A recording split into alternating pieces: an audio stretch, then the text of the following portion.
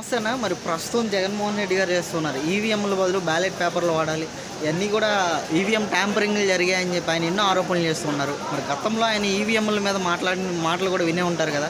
So ఈరోజు ఇన్ని ఆరోపణలు చేస్తున్నారు. ఈవీఎం ట్యాంపరింగ్ జరిగింది, ఓటింగ్ అంతా మా వైపు పడాల్సిందంతా అటు తిరిగిందని చెప్పి ఇలాంటి ఆరోపణలు చేస్తూ మాట్లాడుతున్నారు కదా. ఎలా అనిపిస్తుంది, అసలు ఏం చెప్తారు?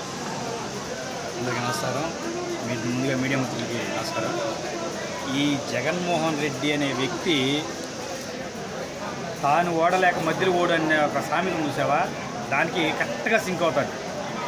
ఇదే జగన్మోహన్ రెడ్డి 2019 ఎలక్షన్లో అప్పుడు 151 సీట్లు గెలిచినప్పుడు ఇలాంటి ఈవీఎం ట్యాంపరింగ్ ఇంకోటి ఏదో ఒక చిన్న ఇష్యూ అట్లాగే వస్తే దాన్ని చాలా గొప్పగా మీకు నేను రుజువులతో సహా చూపిస్తాను. పెద్ద ప్రెస్ మీట్ పెట్టి చూడండి ఒకసారి. ఇది యూట్యూబ్లో ఇవాళ కూడా ఉంది. ఏమంటాడు అక్కడ ఈవీఎం మీద టచ్ చేస్తే ఏ పార్టీకి అయితే మనం ఓటేసామో ఆ పార్టీ సింబలు ఈవీఎం ప్యాట్ రూపంలో కనబడుతుంది. అలా కనపడకపోతే నేను ఇప్పుడు వేసాను ఓటు, నేను ఫ్యాన్కి వేసాను, ఫ్యాన్కి వేసినప్పుడు నాకు ఫ్యాన్ కనపడకపోతే నేను అక్కడే వ్యక్తి ఇవాళ సిగ్గు లేకుండా నిస్సిగ్గుగా నీ మీద ప్రజల్లో ఎంత వ్యతిరేకత ఉందో తెలిసిన తర్వాత నీకు ఆ 11 ఒకవేళ నిజంగా ఈవీఎంలు ట్యాంపరింగ్ అంటే 11 కూడా వచ్చాడు కాదు జగన్మోహన్ రెడ్డి గారు, అది గుర్తుంచుకోండి.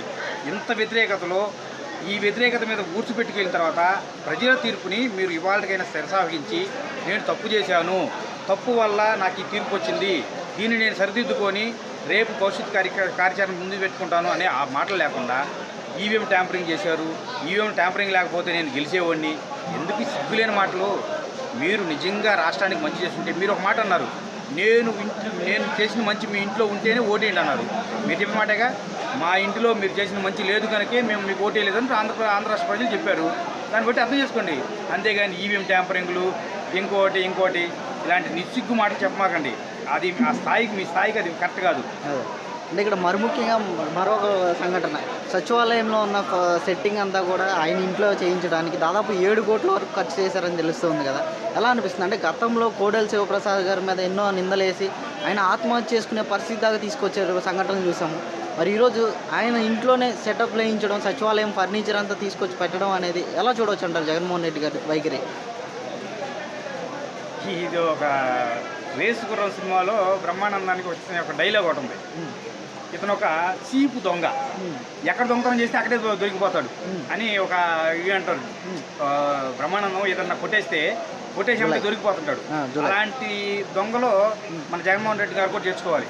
ఎందుకంటే ఇదే జగన్మోహన్ రెడ్డి లాస్ట్ టైం 2019 గెలిచిన తర్వాత అప్పుడేదో ఫర్నిచర్ కొంత కోడెల శివప్రసాద్ గారు ఆయన ఇంటికి చేర్చుకున్నారని చెప్పి మరి ఎంతవరకు నీకు అప్పుడు చెప్పిన ఇదే జగన్మోహన్ రెడ్డి ఇవాళ నిస్సిగ్గుగా 7 కోట్ల రూపాయలు విలువ చేసే ఫర్నిచర్ ఎంత 7 కోట్లు నువ్వు కొట్టేసిన లక్షల కోట్లు పోల్చుకుంటే 7 కోట్లు ఏమోలకి అవి కూడా తీసుకెళ్ళి నీ ఇంట్లో తెచ్చుకున్నావంటే ఎంత సిగ్గుమాలిన చర్య జగన్ రెడ్డి. అసలు కొంచెం అన్నా ఉందా?